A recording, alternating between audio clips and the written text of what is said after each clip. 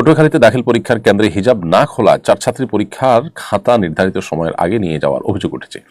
23 April দুপুরে বাউফল উপজেলার সালেহিয়া ফাজিল মাদ্রাসার কেন্দ্রে হাদিস বিষয়ের পরীক্ষা চলাকালে এই ঘটনা ঘটে। এ ধরনের ঘটনা প্রতিরোধে আমাদের করণীয় কি? দেখুন, প্রথমত এ ধরনের ঘটনা খুবই অনাকাঙ্ক্ষিত, খুবই অনভিপ্রেত, খুবই দুঃখজনক। এ ধরনের ঘটনার সাথে যারা জড়িত তাদেরকে দ্রুত তদন্তের মাধ্যমে বিচারের আওতায় আনতে হবে।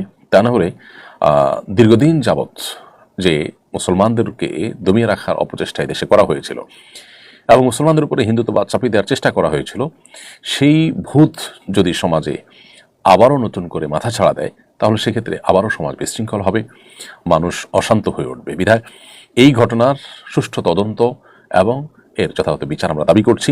এবং সাংবিধানিক অধিকার একজন নারীর হেজাব পরিধান করা, মুসলিম নারী হেজাব পরিধান করবে, তার সাংবিধানিক অধিকার যদি কেউ ক্ষুণ্ণ করতে চায় তিনি মানুষের সাংবিধানিক অধিকার খর্ব করার অপচেষ্টা লিপ্ত, তাদেরকে আইনের আওতায় আনা দরকার। এবং এই ধরনের দুঃসাহস যেন কেউ দেখাতে না পারে সেজন্য দৃষ্টান্তমূলক শাস্তি আমরা দাবি করছি।